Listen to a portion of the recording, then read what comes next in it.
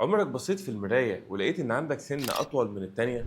الموضوع ممكن يبان بسيط، بس دي مش مجرد حاجة شكلها مختلف وخلاص، ده ممكن يكون وراه كذا سبب، والأحلى إن هو ليه كذا طريقة علاج. خليني أوضح لك الأول ليه أصلا ممكن يحصل كده. في ناس ممكن يكون عندهم سن أطول من التانية بشكل طبيعي ومن غير أي مشكلة اتسببت في ده لوحدها، هي في سن أطول من سنة شوية. لكن في حالات تانية ممكن يكون السبب إن السنة القصيرة حصل فيها تآكل أو حصل فيها كسر لجزء بسيط منها، عشان كده الأسنان اللي جنبها بقت أطول منها. أو ممكن يكون السنان مزدحمة شوية ففي سنة خرجت بره الفك شوية فطولت شوية عن الأسنان اللي جنبها. أو ممكن يكون في مشكلة في العضة، إن أسنانهم اللي بيعضوا عليها اللي فوق واللي تحت في حاجة سابقة حاجة فبيعض بشكل غلط، فالسنة بتخبط جامد فبرزت جدا لقدام وطولت من مكانها. طيب إزاي بقى ممكن نعالج الموضوع ده؟ مفيش حل واحد أو علاج واحد هيناسب كل الحالات، السبب في المشكلة إيه هنعالجه بالطريقة الفلانية.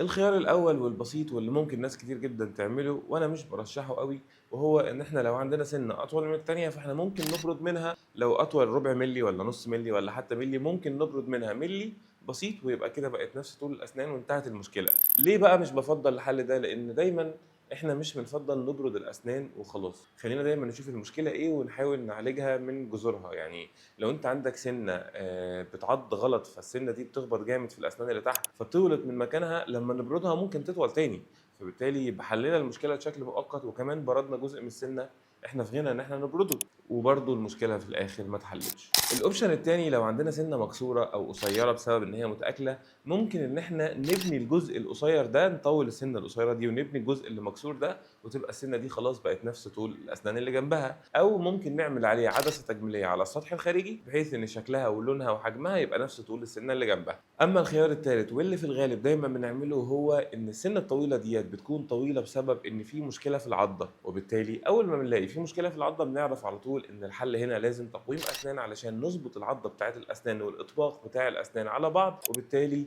السنه اللي كانت بتتخبط بشكل عنيف ومما ادى الى ان السنه دي تبرز من مكانها وتطلع لبره وتطول، اما نعالج مشكله العضه السنه ديت هنرجعها تاني لمكانها، سواء كانت طويله فهندخلها تاني جوه اللثه ونخليها في نفس طول وحجم وبروز الاسنان اللي جنبها بالظبط، ويبقى عالجنا المشكله من اساسها ومن جذورها. وبالتالي في الحالات دي التقويم بيكون دايما هنا افضل طريقه علاج. واللي لازم تكون عارفه هنا ان الدكتور هو الشخص الوحيد اللي يقدر يقول لك سبب المشكله ايه وانسب طريقه لعلاجها ايه، لان ممكن اللي ينفع مع غيرك ما ينفعش معاك. ولو عايزين تعرفوا اكتر عن مشاكل الاسنان وطرق حلولها، ما تنسوش تعملوا لايك وسبسكرايب للقناه علشان تشوفوا الفيديوهات الجديده. ومش هننسى طبعا نصلي على النبي زي ما اتفقنا في اخر كل فيديو، اللهم صل وسلم على نبينا محمد وعلى اله وصحبه وسلم. استناكم فيديوهات جديده. كان معاكم دكتور عبد السلام محمد، وسلام.